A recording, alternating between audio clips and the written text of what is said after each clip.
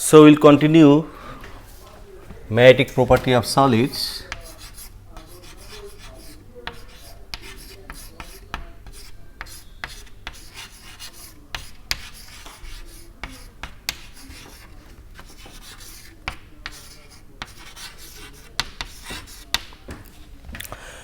So,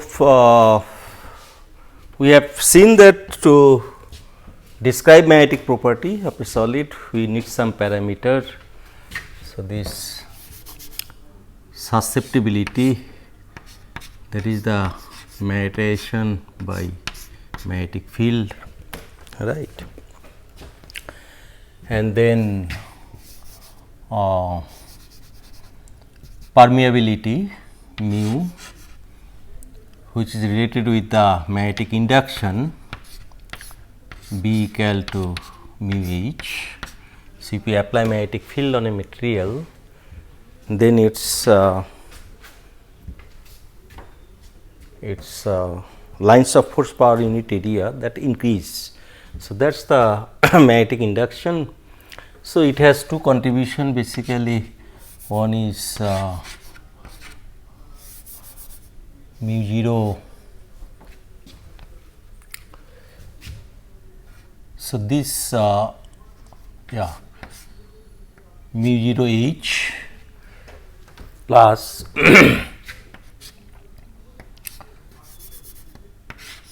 mu 0 M, right. So, together it gives mu 0 H plus M. So, this M, so that's also give magnetic field. So, that comes from material, right, and this chi can be related with this refractive index permeability of this magnetic material. So, this B equal to, basically we write mu 0 mu r, mu 0 mu r.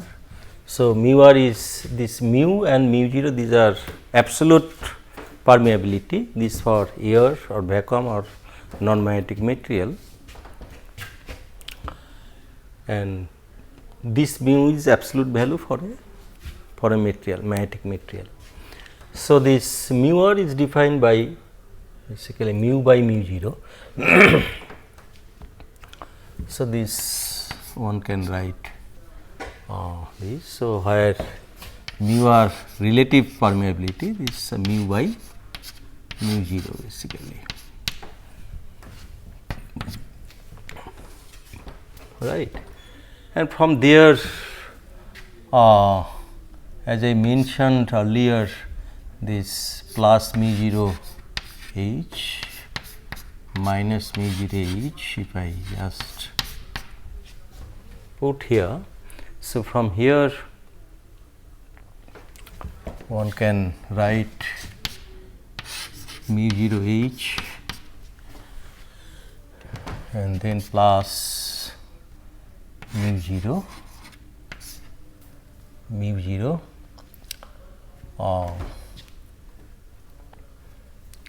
mu 0 H mu r minus 1 mu r minus 1, right.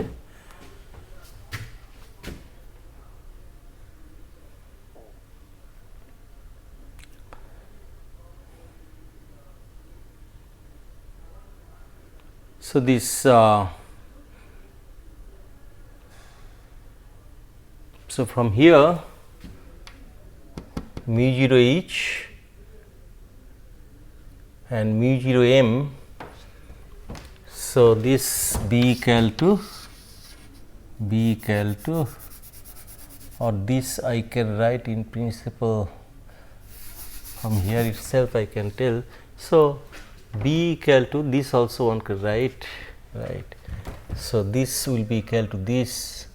So, mu 0 will go. So, from here I will get mu 0 M equal to mu 0 H mu r minus 1, mu r minus 1. So,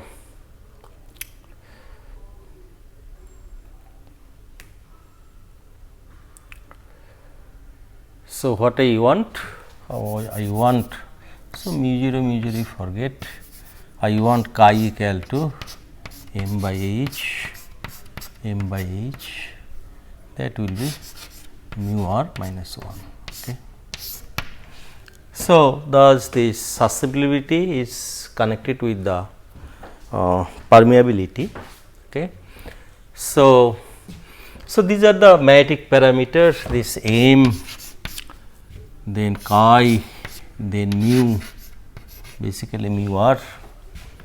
So, in terms of this we study the property of the magnetic material, right. So, that I have discussed, and further I have discussed that this, what is the origin of this magnetism of a material. So, this, so that I have discussed that metal is made of atom, they sits in the lattice site, right. So, atom have again angular orbital momentum, orbital motion, and then so atom have orbital motion, electron atom, and their electrons are there, outer shell electrons are there, and at the center this nucleus is there, nucleus, right.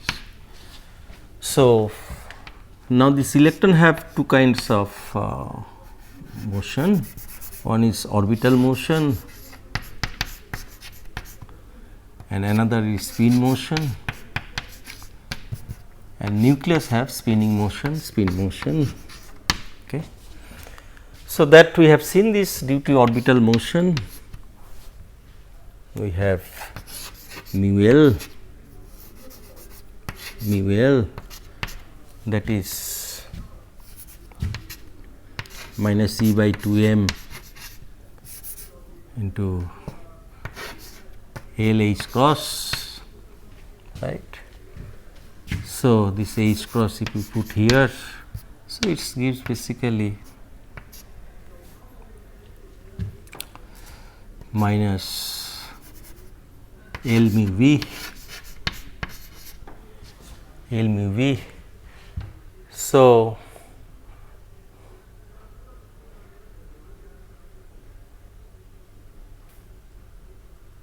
this L mu V, now here direction of these two basically in opposite direction, this we write, these two are in opposite direction, that is the indication of this negative sign, and we get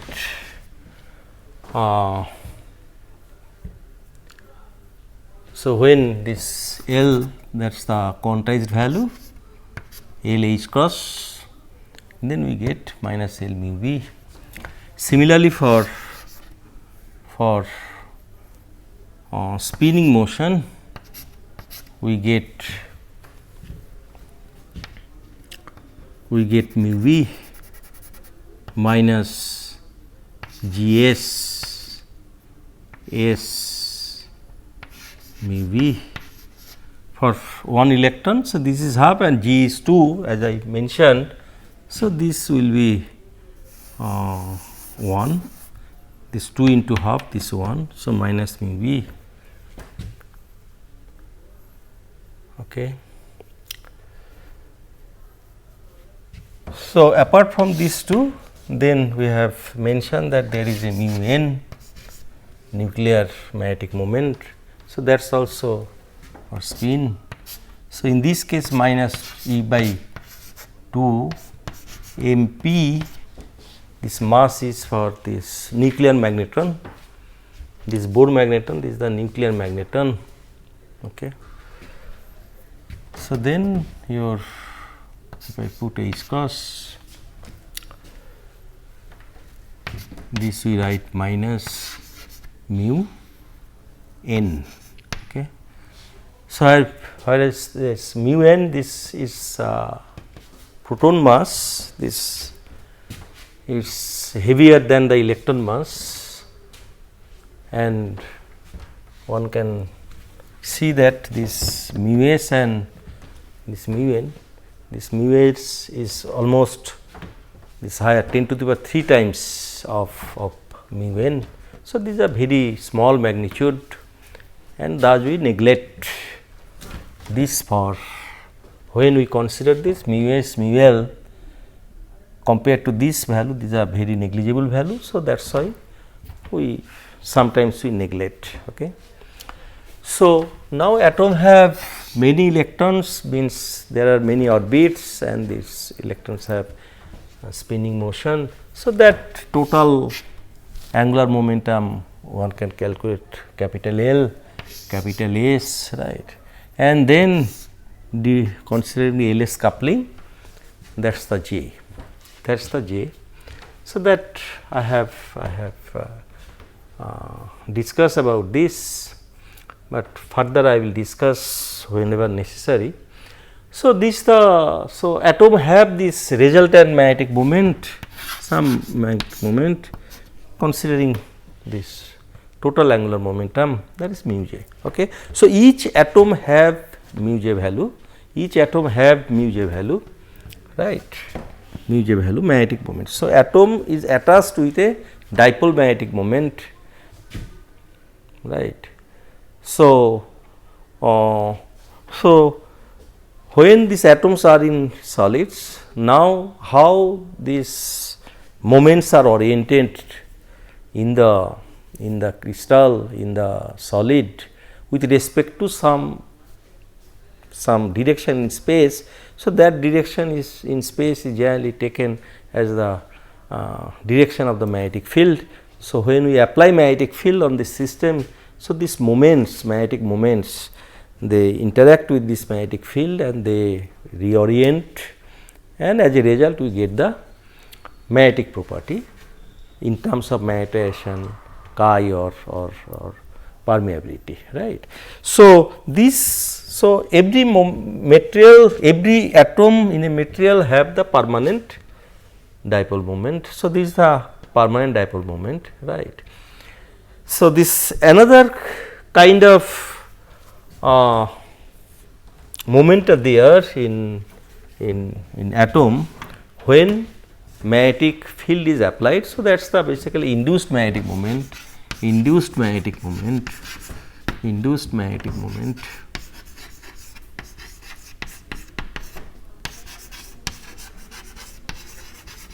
Induced magnetic moment, right. So, this is the permanent magnetic moment, all the time it is there, only it will be absent if L equal to 0, S equal to 0, J equal to 0. Okay. So, then there will be absent of this permanent dipole moment. So, there are atoms say inert gas, okay. So, all are closed shell. So, there all are 0, all are 0. So, there is no permanent dipole moment. Okay. So, but still that material shows the magnetic property, some type of magnetic property.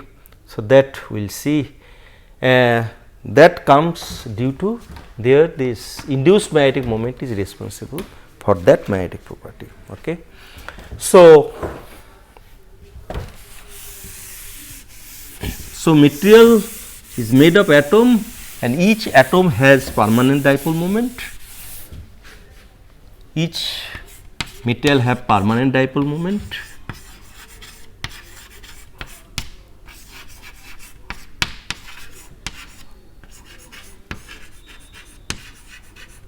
Permanent dipole moment. So, that dipole moment can be mu j, can be mu L, can be mu S, okay, depending on which one is 0. So, in some material, some atom L is 0, but S is there, right, like manganese, L is 0, S is there, okay, manganese ion. So, mu j is there. So, mu j will be equal to mu h basically. Okay.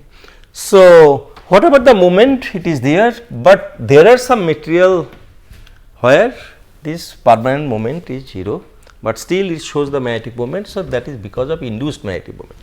So, this type of material is called diamagnetic material, diamagnetic material. Diamagnetic material. An interesting thing is that this induced magnetic moment in presence of magnetic field, all the time it is there, all the time it is there, whether that material is having the permanent dipole moment or it is not having permanent dipole moment.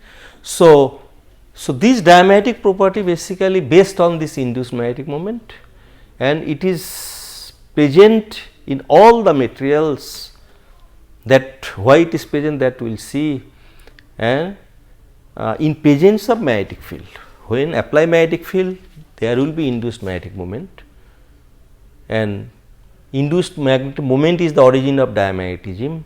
So, diamagnetism is present in all materials, only magnitude can be different, or it can be in case of permanent dipole moment in that material where permanent magnetic moment is there. So, in that case this effect will be negligible compared to this other effect. Okay. So, today I will discuss about this diamagnetism, and this is based on induced dipole moment, diamagnetism.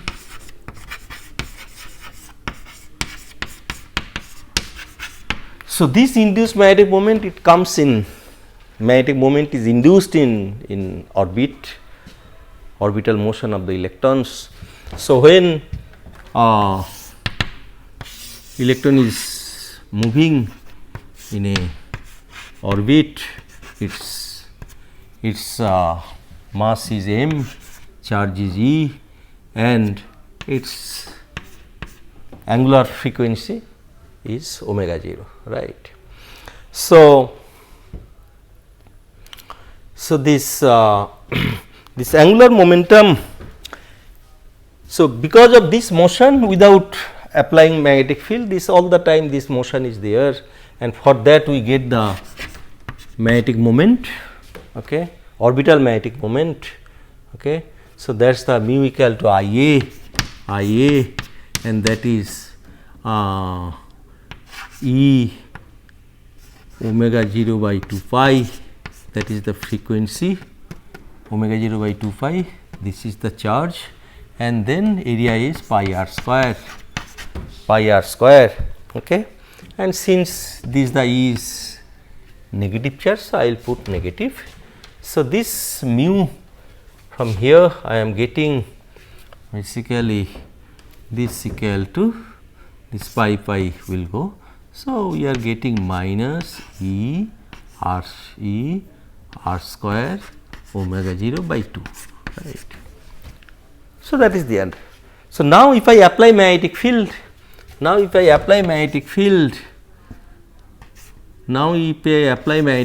say B, so then what will happen? If I apply magnetic field B, so this magnetic flux passes through this orbit,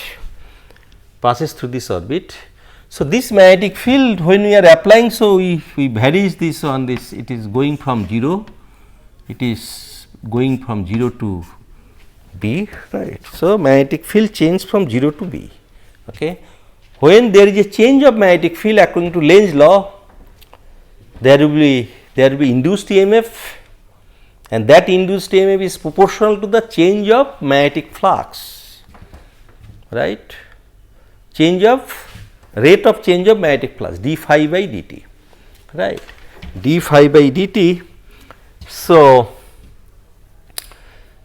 due to change of, so here when magnetic field is going from 0 to B, there is a change of magnetic field, means change of magnetic flux. So, how fast you are doing, so that will decide the induced EMF, right.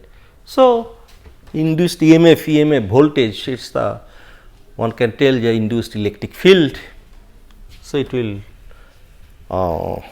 generate electric field, induced electric field in such a way that this due to this induced EMF, induced electric field,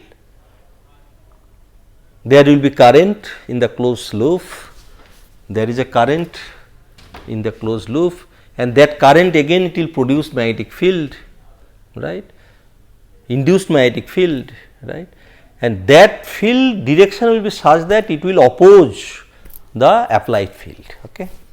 So, that is the Lenz law, and according to Lenz law, so there will be induced electric field over this closed loop dl. So, that is the EMF, So, that will be equal to minus d phi by dt, okay, rate of change of flux, that is the induced EMF. So, this is the induced EMF, right. So, this is basically E 2 pi r equal to minus d phi by dt. Now, phi b equal to basically phi by a. So, pi r square. So, dB by dt equal to 1 by pi r square d phi by dt. So, d phi by dt I can replace by pi r square, I can replace by pi r square dV by dt, and this negative sign is there, So, from here I am getting E, equal to induced electric field equal to, so pi phi will go, E equal to r square by r that r by 2 minus r by 2 dB by dt, right. So, 0 to B, so changing of magnetic field, so that is provide this induced electric field, right. Now, this whenever this magnetic field is applied, okay, the charged particle is there. So, it is generating induced electric field. Now, this electric field actually this electric field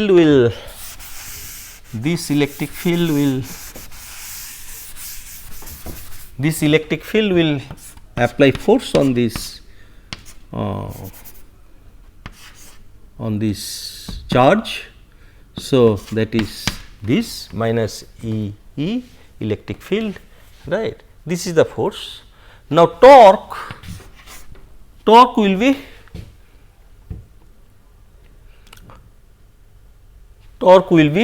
acting on this, that will be minus E R, right. So, that will be the torque acting on the this charge, right. So, this torque is acting on this charge, and then when torque act on this force act on this any particle, so its linear momentum changes with time. Similarly, when torque works, then its angular momentum changes. So, angular momentum change angular momentum of this electron.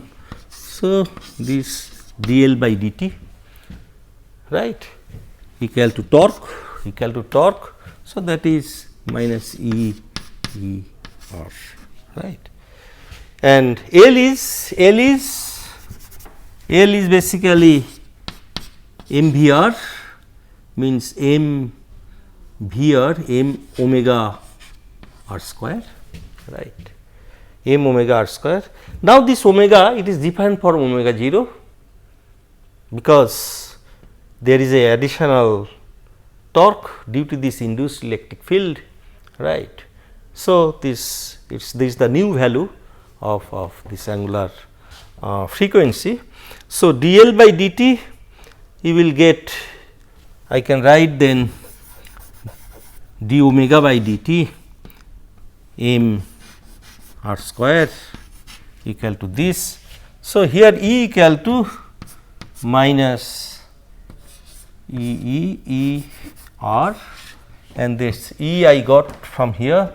So, this plus r square by 2 dB by dt, right, dB by dt. So, what I am getting? So, from here I can write d omega, I can write d omega equal to E r square by 2 by m r square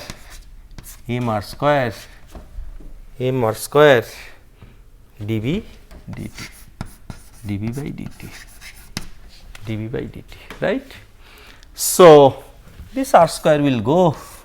So, it is giving me E by 2m, sorry. So, dt will not be there. So, So, this E by m dv, right. So, now you take this d omega is now this. Now, we are changing the field from 0 to b, and then its frequency was omega 0, and it changed to omega, right. So, what I am getting? I am getting from here, I am getting omega minus omega 0 equal to E b by 2m. Okay. So, this the value E b by 2m is the change of angular frequency, due to applied magnetic field. Okay. So, this generally we write omega a Larmor frequency, this is called Larmor frequency, Larmor precession frequency. Actually, with respect to this magnetic field, this it precesses, this angular momentum precesses. So, angular momentum that is the with this frequency it will precess, keeping the magnetic field at axis. Okay. So, this is the Larmor frequency, Larmor precession frequency. So, what I got? I got omega L equal to I can write here, I think I do not need this electric field is this. So, I got basically omega L due to magnetic field, that is E b by 2m. Okay. So, that is the change of angular momentum, that is the change of angular frequency due to magnetic field. Now, this magnetic moment depends on this angular frequency. So, now due to change of this angular frequency, so we will get the change of the magnetic moment. So, that is the induced magnetic moment, additional magnetic moment, whatever due to mu 0 it is there, additionally for this we will get the additional moment. So, that is called the induced magnetic moment. So, now I am writing induced magnetic moment equal to minus E r square omega L by 2. Okay. So, this is the induced magnetic moment in orbital motion of this electron. So, from each orbit of the electron we will get the induced magnetic moment attached with that orbit. So, So, this is the origin of the induced magnetic moment. So, all metal have atom and each atom have orbital having electron in this orbit. So, it will give the induced induced magnetic moment. So, whether permanent dipole moment is there or not, it does not matter, it does not depends on that. So, now when this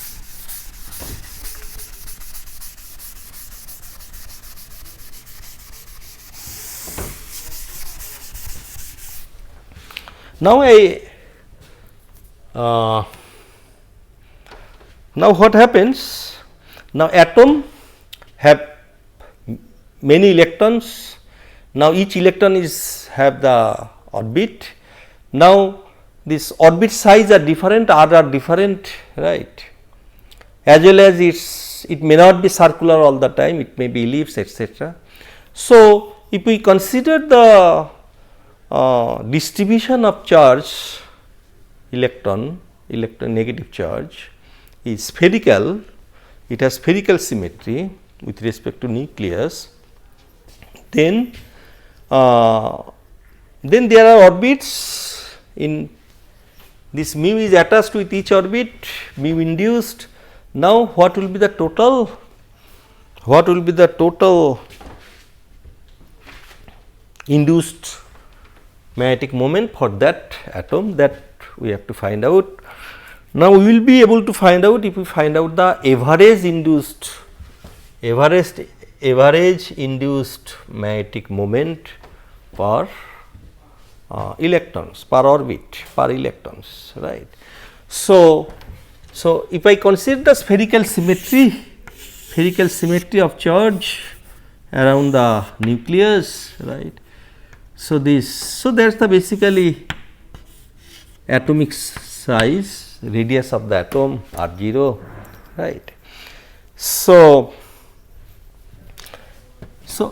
what we will get this if I take whatever the radius we have taken for this radius r, it is for a just radius of an orbit, but as I mentioned this there are many orbits having different r. So we would like to find out the average r square, right.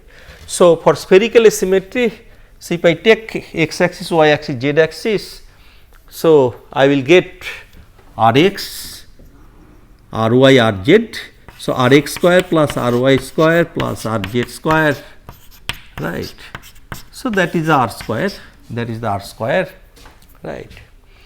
So for spherical symmetry, for spherical sphere, so this Rx, Ry, Rz we can take equal, they will be equal, right. So that is the equal. So then for a orbit on a plane, so that if I consider x y plane, so Rx square, Ry square equal to R square, So that will be the average radius of the orbit, and then so this we can take if it is radius of this atom is r0. So this we can take it is 1/3 of r0, right, 1/3 of r0 square, because Rx square plus Ry square plus Rz square equal to R0 square, right. So it is 1/3 of this. So this I can write, then this is 2/3 of R0 square. So average radius of this orbit, this R average square, that is basically 2/3 of the radius of the atom. Okay. So I can get, so average induced EMF for each electron in orbit induced, that will be minus E omega L by 2 and r square I will replace by r average square, So, that is 2/3 r 0 square. Okay. So, that is basically minus, if I put this omega L equal to E b by 2 m, omega L, what was that? E magnetic field by 2 m, right. So, E square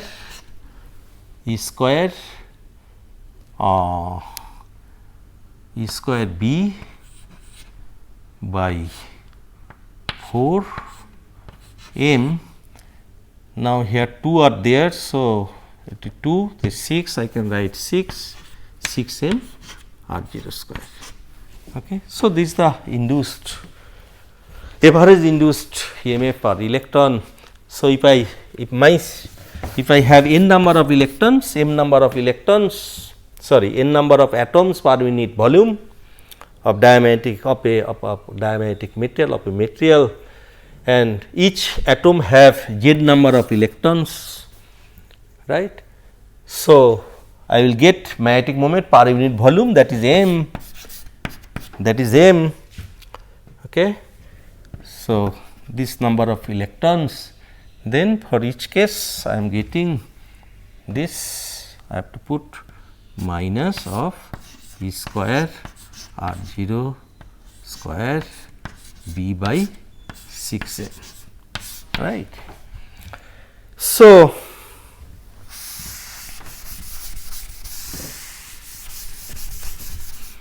this is the magnetization, and this negative sign, magnetization is showing the negative sign. What I am getting? Nz E square, then r 0 square mu 0 h by 6 m, right. So, chi will be m by h, and that equal to minus Nz E square r 0 square mu 0 by 6 m, right.